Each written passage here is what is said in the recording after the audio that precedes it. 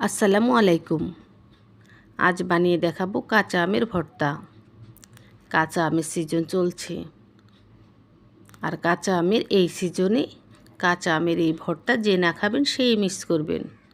হ্যাঁ বন্ধুরা, কচকচে কাঁচা আমের টক ঝাল মিষ্টি এই ভর্তাটা বানিয়ে খেয়ে দেখতে পারেন, ভীষণই ভালো লাগবে। আশা করছি আজকের কাঁচা আমের টক ঝাল মিষ্টি এই ভর্তা রেসিপি সকলের ভালো লাগবে।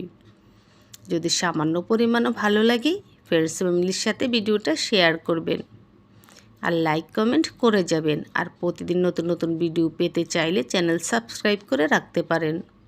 কাঁচা আমের ভর্তা খেতে হলে কচকচে কাঁচা আম নেবেন, তাহলে বেশি ভালো লাগবে।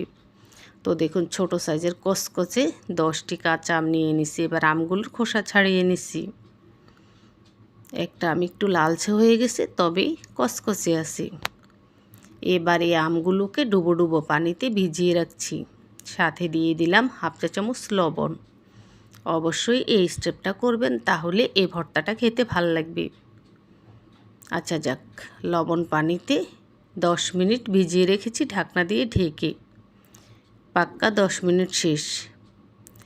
এবার প্রত্যেকটা আম হাত দিয়ে ভালো করে কষলে কষলে পরিষ্কার পানি দিয়ে ধুয়ে নেব। এই তো ধুয়ে নিচ্ছি।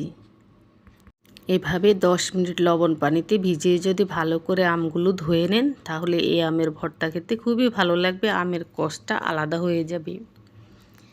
এবার একটি একটি করে আম এই গ্রেটার দিয়ে পলে নিচ্ছি। গ্রেটারের মোটা অংশ দিয়ে পলে নিলেই হবে। এটাও কিন্তু বেশ পাতলা। এই দেখুন, চাইলে আপনি চিকন অংশ দিয়েও পলে নিতে পারেন। তো এভাবে আমি সবগুলো আম পলে নিচ্ছি। আপনারা চাইলে একটা বটি অথবা ছুরি দিয়েও পলে নিতে পারেন, তবে গ্রেটার দিয়ে পড়লে আম বেশ পাতলা ও চিকন হয়, যার কারণে খেতে ভালো লাগে।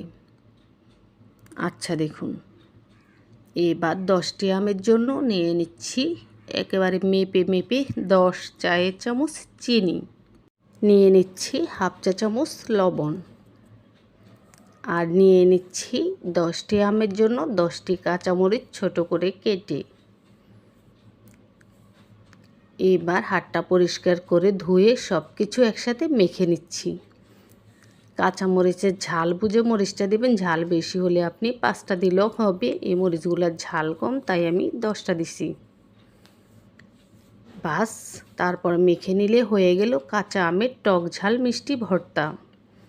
বন্ধুরা, এই রেসিপিতে আপনারা সরিষা বাটা, কাসুন্দি বা অন্য বিট লবণ অন্য কিছু দিবেন না। এই রেসিপিটা এভাবেই খাবেন, ইনশাল্লাহ দেখবেন খাওয়ার পর আপনার খুব ভালো লাগবে। তারপর বাটিতে পরিবেশন করে দেখালাম। আমি মাঝে মাঝে এভাবে বানিয়ে খাই, এটা তো আমার ভীষণই ভালো লাগে। আশা করছি আপনারাও খেয়ে তৃপ্তি পাবেন। তো কাঁচা আম থাকতে থাকতে এভাবে প্লিজ একবার খেয়ে দেখেন, দেখবেন খুবই ভালো লাগবে। আর যারা খেয়েছেন তারা তো জানেনই এর টেস্টটা কেমন। সবাই ভালো থাকবেন, সুস্থ থাকবেন। আল্লাহ হাফেজ।